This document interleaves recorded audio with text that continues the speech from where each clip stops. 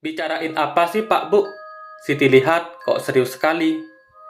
Tiba-tiba saja, sepasang suami istri itu dikejutkan oleh suara anaknya, yang saat itu datang membawa nampan dengan mangkuk kotor. Loh, kok piringnya dibawa ke sini, Nduk? Ucap wanita yang bernama Rusmina itu.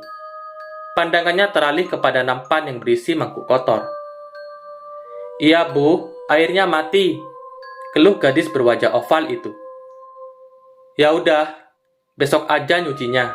Bentar lagi kita tutup. Besok kalau air masih tidak hidup, kita minta sama tetangga depan saja. Sekalian coba kenalan. Kelihatannya mereka orangnya ramah, jawab ibunya. Nggak apa-apa Bu.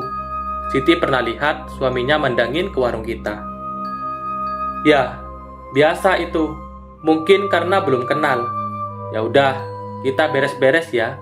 Pelanggan juga sudah pada pulang, ajak ibunya. Siti menurut, tapi sebelum ia membantu ibunya, ia sempat melirik ke arah warung. Dahinya mengernyit saat matanya menangkap sosok gadis berwajah pucat dari balik jendela yang terbuka. Apa itu anaknya? Jangan sentuh aku. Apa kau mau aku siram air garam lagi? Desis Gina dengan geram subuh itu. Ia sudah mulai terbiasa dengan penampakan gadis yang mayatnya dibuang ke dalam sumur. Suara adzan belum terdengar, tapi wanita berkulit sawo matang itu telah berada di area dapur, di mana sumur itu ada di situ. Dapur itu sengaja memiliki pintu dan tidak sembarangan orang boleh masuk. Gina terlihat meracik bumbu, sedangkan suaminya berdiri di pinggir sumur. Sudah, biarkan saja. Kalau bukan karena dia, kita tidak mungkin kaya. Seloroh suaminya sembari menarik tali timba dengan perlahan. Aroma anyir dan bau bangkai begitu menyengat dari dalam sumur, membuatnya harus menahan nafas. Tangan dingin dan pucat itu menghilang saat Gina menyipratkan air garam dan air jeruk purut yang sudah dibacai mantra. Tak lama terdengar tangisan dari dasar sumur yang sangat mengibah. Sakit! Tolong! Kret-kret. Hanya beberapa saat dan suara itu pun menghilang. Mujiono kembali menutup sumur dan membawa 2 timba air berbau bangkai dan amis itu menuju panci besar dan menuangnya perlahan. Kita butuh karyawan, Mas. Aku capek banget subuh begini sudah mulai masak. Sore baru istirahat. Keluh istrinya saat keadaan kembali tenang, seperti tidak terjadi apa-apa. Mujiono menoleh sesaat dan langsung mengiyakan. Ya, Mas setuju. Tapi, jangan sampai ada yang masuk ke dapur. Nanti bisa ketahuan. Apalagi kalau sempat lihat setan siaran itu. Terus, main berikutnya gimana? Kita kan harus cari lagi. Setahun ini minimal 3. Timpal istrinya sembari mengiris bawang merah. Mujiono terdiam. Aroma amis perlahan hilang saat bumbu soto dimasukkan. Air yang awalnya berwarna keruh dan berlendir itu kini berwarna kekuningan dan berminyak. Semakin diaduk, semakin tercium aroma khas yang membuat perut keroncongan. Tentu itu untuk orang lain, tidak bagi Mujiono dan Gina. Mereka enggan untuk mencicipi, walau tidak pernah menakar garam ataupun bumbu penyedap. Tetap saja pelanggan mereka makan dengan lahap. Itu nanti kita pikirkan. Sekarang kita siap-siap matahari mulai tampak.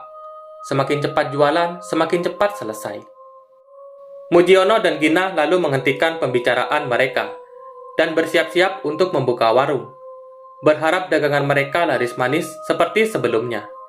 Hingga pundi-pundi uang kian memenuhi isi lemari mereka. Bu, airnya belum juga hidup. Apa Siti minta air warung depan aja ya, Bu? Ungkap Siti pada ibunya yang saat itu sedang bersih-bersih meja. Warung baksonya baru saja buka. Ya, tolong ya nak, ibu sama bapak lagi repot ini, soalnya pelanggan sudah mulai berdatangan, jawab ibunya. Iya Bu, Siti permisi dulu. Gadis itu selalu membawa 2 ember berukuran sedang, berjalan dengan santai menuju warung di seberang. Saat itu warung soto milik Gina sedang ramai. Gadis itu mendekat ke arah Gina yang sedang membantu suaminya menyiapkan pesanan pelanggan. Assalamualaikum Bu, mohon maaf mengganggu. Saya anak pemilik warung bakso depan. Mau minta air, Bu? Kebetulan air ledeng kami mati, ucap Siti sesopan mungkin. Gina menatap waspada, lalu ia menyenggol tangan suaminya. Laki-laki itu menoleh dan mengangguk pelan. Ambil saja, Dek, di belakang. Kamu bisa muter lewat pintu belakang. Pintu belakang tidak dikunci kok. Nanti ada colokan dan keran air. Silahkan ambil, jawab Mujiono ramah. Iya, Pak, terima kasih. Gadis itu lalu berjalan memutar, sedangkan sorot mata Gina sejak tadi terus mengawasi pergerakannya. Gadis itu menyadari kalau Gina tengah menatapnya. Rasanya ia ingin pergi, tapi ia butuh air segera. Siti berusaha acuh, ia tetap mengayunkan langkah ke arah belakang rumah. Dan benar saja, pintu itu terbuka. Ia masuk begitu saja, tidak ada orang. Gadis itu lalu mencari apa yang disebutkan oleh laki-laki tadi. Ia menekan tombol dan tak lama terdengar bunyi mesin. Ia lalu memutar keran dan meletakkan ember di bawahnya. Sembari melepas jenuh karena menunggu, gadis itu lalu melihat-lihat sekitar. Di saat itulah ia mendengar bunyi dari dalam pintu yang tertutup.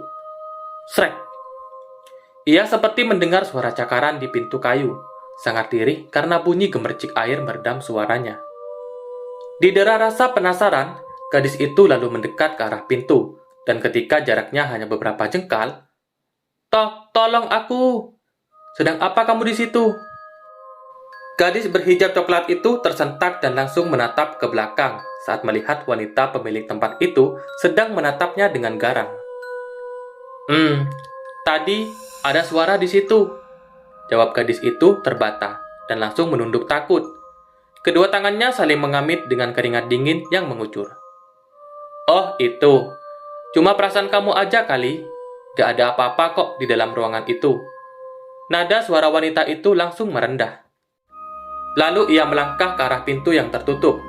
Gadis itu bergeser dan menatap ke arah pintu takut. Klek. Krrrr. Pintu terbuka perlahan. Ekor mata gadis itu mulai menelisik ke isi ruangan itu.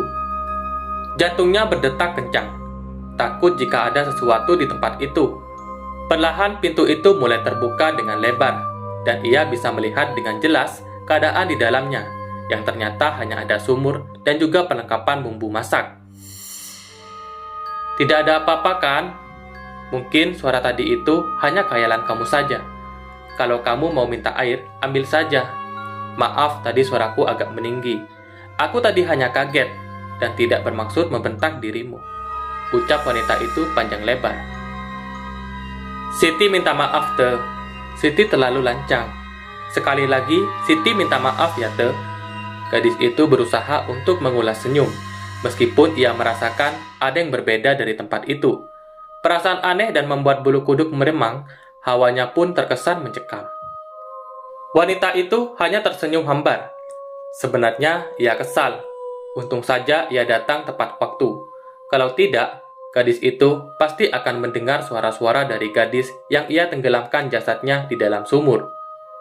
Itu tidak bisa dibiarkan, karena kalau ketahuan, bukan hanya reputasi warungnya yang menjadi buruk, tapi ia dan suaminya bisa masuk penjara. Sangat berbahaya. "Ya, Tante maafkan. Lain kali, sebaiknya kamu tidak perlu harus tahu urusan orang, karena itu sangat berbahaya." Gadis itu langsung mundur beberapa langkah. Rasa takut begitu saja menyergap dirinya saat melihat tatapan dari mata wanita pemilik warung yang terlihat mengintimidasi dirinya. Ucapannya itu bukan hanya sekedar seruan, tapi sebuah nada ancaman. "Kalau begitu, Siti permisi dulu ya, Tante. Airnya juga sudah penuh. Terima kasih banyak, Tante, sudah memperbolehkan Siti untuk mengambil air," tutur gadis itu. "Ya, sama-sama," jawab wanita itu singkat. Tak ingin membuang waktu, Siti lalu memutar tubuh dan berniat untuk keluar dari tempat itu. Tapi ekor matanya menangkap sesuatu. Jelas, ia melihat sepotong tangan pucat dengan kuku hitam tergantung di bibir sumur. Ia kemudian menoleh untuk memastikan apa yang ia lihat barusan. Tapi wanita itu dengan cepat bergerak ke arah pintu. "Katanya kamu mau pulang. Kenapa masih berdiri di situ?" cecar wanita itu. Siti langsung tersadar dan cepat-cepat mengambil embernya. Ia pun keluar dari dapur dengan segudang pertanyaan. Aku yakin sekali ada sesuatu di tempat itu. Aku harus kasih tahu ibu. Sepertinya gadis itu tahu apa yang ada di dalam dapur.